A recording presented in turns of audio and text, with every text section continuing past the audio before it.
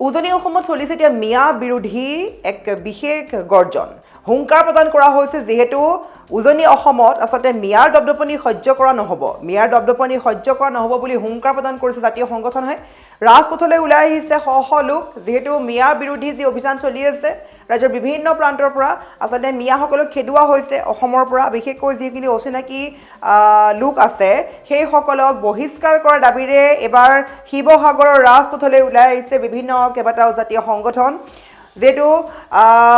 শিৱসাগৰ আচলতে যি পুৰণি যি আচলতে ঐতিহাসিক যিবোৰ আচলতে নিয়ম আছে বা শিৱসাগৰ বুলি ক'লে আচলতে সকলো জ্ঞাত কিন্তু সেই শিৱসাগৰত স্বৰ্গদেউ সকল থকাৰ সময়ৰ পৰা সেই শিৱসাগৰত যদি মিয়াৰ দপদপনি চলে তেন্তে সেই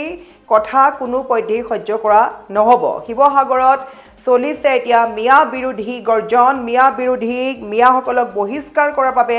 দাবী জনাই ৰাজপথলৈ ওলাই আহিছে কেইবাটাও জাতীয় সংগঠন আমি সবিশেষ খবৰ লৈ চেষ্টা কৰিছোঁ উজনি অসমত চলিছে মিয়া বিৰোধী তীব্ৰ জোৱাৰ মিয়া বিৰোধী তীব্ৰ জোৱাৰ দেখা গৈছে ৰাজপথত জাতীয় সংগ্ৰামী সেনা আৰু অসমীয়া যুৱ মঞ্চৰ গৰ্জন উজনি অসমৰ পৰা সন্দেহযুক্ত নাগৰিকক বহিষ্কাৰৰ দাবীৰে পুনৰ উত্তপ্ত হৈ পৰিছে ঐতিহাসিক শিৱসাগৰ স্বৰ্গদেউ চাওলুং চুকাফাই গঢ়া বৰ অসমত মিয়াৰ দপদপনি সহ্য কৰা নহ'ব বুলি হুংকাৰ দি এতিয়া ৰাজপথলৈ ওলাই আহিছে একাধিক জাতীয় সংগঠন জাতীয় সংগ্ৰামী সেনাৰ যুদ্ধ দেশী হুংকাৰ জাতীয় সংগ্ৰামী সেনা অসম নামৰ সংগঠনটোৱে আজি শিৱসাগৰৰ জয়সাগৰ তিনিআলি আৰু ভটিয়াপাৰাত বৃহৎ বেনাৰ আৰি এক তীব্ৰ প্ৰতিবাদী কাৰ্যসূচী ৰূপায়ণ কৰিছে সংগঠনটোৰ হুংকাৰ যে উজনি অসম এৰিবই লাগিব মিয়াই আনহাতে তেওঁলোকে জনাইছে যে শ্ৰীমন্ত শংকৰদেৱ আৰু মাধৱদেৱ গুৰুজনাই গঢ়ি যোৱা এই পবিত্ৰ ভূমিত মিয়াৰ আগ্ৰাসন চলিবলৈ দিয়া নহ'ব প্ৰয়োজন হ'লে তেওঁলোকক পিঠি বহল কৰি পিটি খেদি দিয়া হ'ব সংগঠনটোৰ বেনাৰত লিখা আছিল জাগ ঐ জাগ অসমীয়া জাগ খেদ ঐ খেদ মিয়া বাংলাদেশী খেদ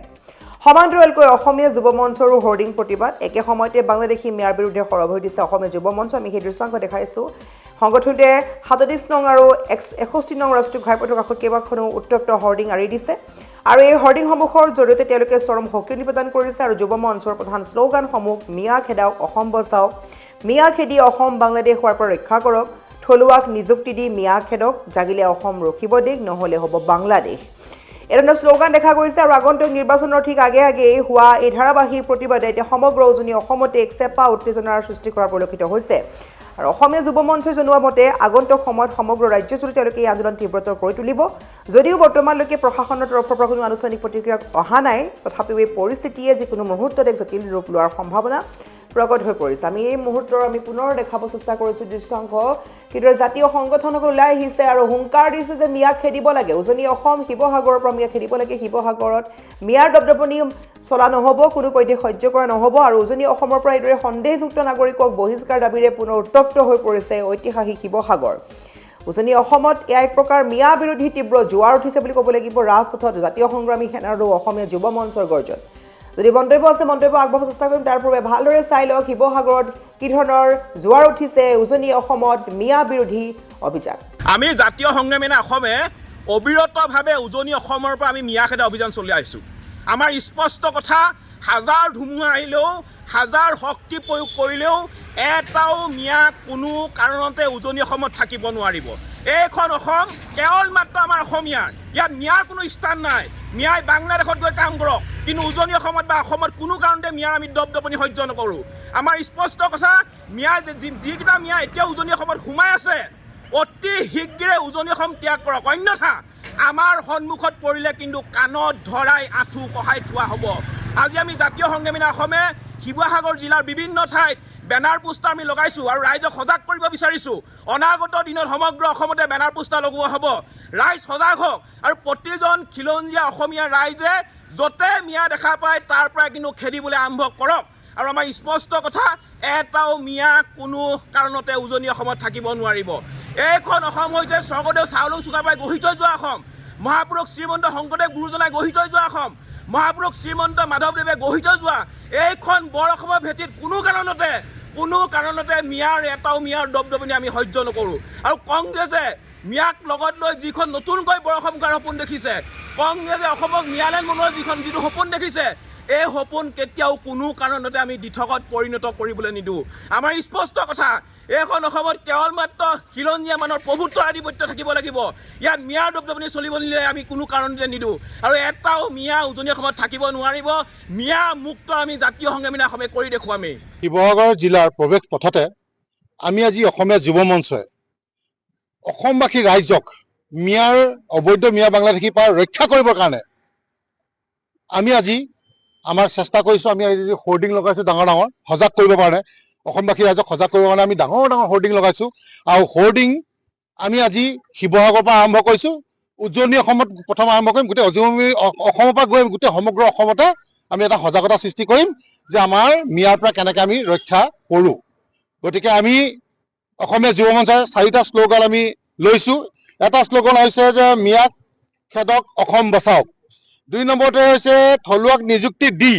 মিয়াক খেদক। 3 নম্বৰতে হৈছে মিয়া খেদি অসম বাংলাদেশ হোৱাৰ পৰা ৰক্ষা কৰক। আৰু 4 নম্বৰ হৈছে জাগিলে অসম বাচিব দেশ, নহ'লে হ'ব বাংলাদেশ। কাৰণ আমি এটা কথা আপোনালোকৰ যোগেদি ক'ব বিচাৰিছোঁ যে যিসকলে বা যি দলে বৰ্তমান কৈ আছে যে নতুন বৰ অসম তেওঁলোকে গঢ়িব, গতিকে আমি এটা কথা অসমীয়া যুৱ মঞ্চই স্পষ্ট ভাষাৰে আপোনালোকৰ যোগেদি কৈ দিব বিচাৰিছোঁ যে নতুন বৰ অসম আমাক নালাগে। আমাক লাগে চাউলুং চুকাফাৰ অসম, বৰ অসম লাগে। আমাক লাগে শ্ৰীমন্ত শংকৰদেৱ মহাপুৰুষজনৰ আমাৰ বৰ অসম লাগে। আমাক নতুন মিয়াৰ বৰ অসম আমাক নালাগে। গতিকে আমি আজি সজাগ হৈছোঁ আৰু এই সজাগ আমি সমগ্ৰ উজনি অসমৰ লগতে গোটেই অসমবাসী কৰিব বিচাৰিছোঁ। আৰু যে যোৱাকালি আপোনালোকে দেখিলে যে এজন মিয়া বাংলাদেশীয়ে তাৰ বয়স 70 বছৰ এজনী নাবালিকা ছোৱালীক ধৰ্ষণ কৰিছে। তাৰ আগত দুদিনৰ আগত উদলগুৰিত দুজনমান ধুৰন্ধৰ মিয়া যুৱকে কি কৰিলে, দুজনী ছোৱালী ৰেপ কৰিলে। তাৰ আগতে মই কৈয়ে গৈছোঁ যে মিয়ালেণ্ড বিচাৰিছে, মিউজিয়াম বিচাৰিছে, আমাৰ জলাশয়ৰ মাটি গোটেই কব্জা কৰিলে, আমাৰ ফৰেষ্ট লেণ্ড কব্জা কৰিছে, আমাৰ সত্ৰ মাটি কব্জা কৰিছে। গতিকে এইখিনি উচ্ছেদৰ ক্ষেত্ৰত আমাৰ মুখ্যমন্ত্ৰী ডাঙৰীয়াই যথেষ্টখিনি পদক্ষেপ লৈছে, কৰি আছে, কিন্তু তেখেতেতো অকলে নোৱাৰিব। গতিকে আমি ওলাই আহিছোঁ। এবাৰ আমি অসমীয়া যুৱ মঞ্চ ওলাই আহিছোঁ। ইয়াৰ লগে লগে সমগ্ৰ অসমৰ জনগণ ওলাই আহিব আৰু মিয়াক পিটি পিটি বাংলাদেশত থৈ অহা হ'ব। ইয়াত কোনো কম্প্ৰমাইজ বিয়াৰ ক্ষেত্ৰত নহ'ব। গতিকে অসমবাসী ৰাইজ আপোনালোকৰ সজাগ হওক, আৰু সেই সজাগ হ'বৰ কাৰণে এটা মেছেজ যাবৰ কাৰণে আমি ডাঙৰ ডাঙৰ হোৰ্ডিং লগাইছোঁ আৰু গোটেই সমগ্ৰ অসমতে আমি বৰ্তমান এতিয়া লগাবলৈ যাম। আৰু এটা কথা ক'ব বিচাৰিছোঁ যে মিয়া মানে চোৰ, ডকাইত বা ড্ৰাগছ বেপাৰী, গৰু চোৰ, গাড়ী চোৰ, সকলোতে মিয়া মিয়া মিয়া। সৌদিনা দেখিলে আপোনালোকে লখিমপুৰত নকল সোণ ধৰিবলৈ যাওঁতে আমাৰ আৰক্ষী প্ৰশাসনৰ গাত হাত তুলি দিলে। তাৰ আগত আমাৰ কিমান যুৱক মাৰি দিছে। তো গতিকে কিমান ৰেপ কৰিছে। গোটেই চবতে জড়িত অবৈধ মিয়া বাংলাদেশী। গতিকে অবৈধ মিয়া বাংলাদেশী থাকিলে আমাৰ আফটাৰ আমি 15 বা 20 বছৰ পিছত আমাৰ খিলঞ্জীয়া ভূমিপুত্ৰসকলৰ বা খিলঞ্জীয়া মানুহৰ অৱস্থা বেয়া হ'ব। গতিকে আমি এটা আজি মেছেজ দিবৰ কাৰণে আমি অসম চৰকাৰক দাবী জনাইছোঁ যে অতি শীঘ্ৰে যিমান অবৈধ মিয়া বাংলাদেশী অসমত আছে সকলোকে তালি টোপোলা বান্ধাই একদম বাংলাদেশত থৈ আহিবলৈ বাবে আমি মুখ্যমন্ত্ৰীক আমি আহ্বান জনাইছোঁ।